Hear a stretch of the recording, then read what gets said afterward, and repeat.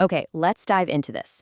Welcome to today's explainer, where we're going to unpack your absolute ultimate guide to mastering senior RLHF. Listen, if you've been working in the AI training space and you're just feeling stuck doing those low-paying, high-volume tasks, you are in the exact right place today. We are mapping out the precise path, the exact mindset shift, and the specific strategies you need to finally move from basic data entry to unlocking those senior tier AI earnings. So let's get right to it. $50 an hour. That is the target pay rate for high-tier RLHF, or reinforcement learning from human feedback, tasks on major platforms like Outlier, Appen, and Telus. But here is the catch, and honestly, it's a massive one. Most people never actually reach this tier. Why? Because a single, fundamental logic error in how they approach the work keeps them entirely locked out of these high-paying dashboards. And this brilliantly illustrates the core of the problem. Basic data labeling yields about $5 an hour because, well, it pays you simply for volume. But when you treat this work as expert logic and engage in true RLHF, it unlocks literally 10 times the pay. If you're treating RLHF like basic, mindless data entry, you're going to stay stuck at that $5 mark forever.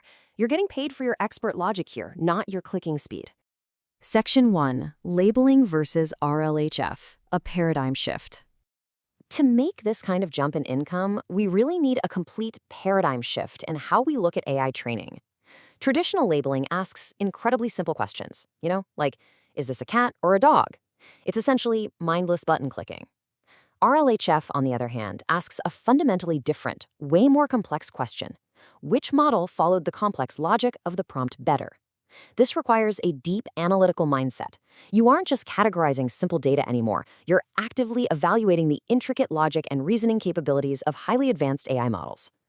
Section 2. The secret to approval. Professional workflow. Think of this next part like an over-the-shoulder masterclass.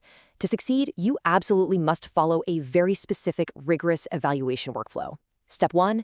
Check all prompt constraints. If the prompt asks for a Python script with highly specific formatting rules, you need to verify every single one. Step 2. Evaluate SQL and safety rules. Imagine a scenario where Model A gives a super fast answer but entirely ignores an SQL injection safety rule, while Model B follows every single instruction and safety protocol perfectly. Model B is the clear winner, right? Because logic and safety will always trump speed.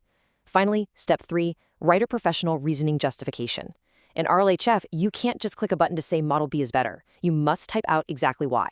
Now, what's really interesting about this slide is how using precise industry vocabulary in your written justification, I'm talking about terms like data integrity and model alignment, can literally double your task success rate. It's a game changer. You're directly signaling to those strict quality control reviewers that you are operating at a senior professional level. You aren't just guessing, you are applying expert data analysis. Section 3. The value of ground truth, business logic, and scale. So, now that we know how to evaluate tasks like a pro, we really need to understand why we're doing it and exactly why AI companies pay such a massive premium for this specific work. It all comes down to one thing: ground truth. This is the absolute standard of high-quality data that creates the intelligence to actually make an AI think like a human professional. Basic labeling creates simple data, RLHF creates ground truth. If you provide simple, rushed, or low-quality data, the AI model learns the wrong things. It's quite literally a garbage-in, garbage-out situation. And this is exactly why the quality control on these senior tasks is so incredibly strict. Let's see how this builds into real-world application. Imagine for a second you're working on a high-stakes medical AI project. Model A is way faster at generating an answer, but Model B is 100% accurate, even though it operates much slower. Which do you rank higher? Apply your new knowledge of ground truth right here. In the medical field, ground truth isn't about how fast a model can spit out text. It is about absolute, unwavering precision and safety. You've got to keep this high-stakes mindset with you whenever you evaluate these models. Section 4. Surviving the ban wave. Protect your account. Okay, this brings us to a critical warning regarding your account's safety and your long-term career viability on these AI platforms. To avoid the ban, remember this absolute rule: accuracy is always, always greater than speed. Here's the hard truth of the AI training industry, folks. These platforms are constantly tracking your performance behind the scenes. If you try to rush through complex tasks just to bump up your volume and earn more money quickly, you will trigger an automated account ban. No question about it. These AI platforms are constantly tracking what's known as your data integrity score. And as we just mentioned, rushing asks triggers an account ban because it completely destroys that score.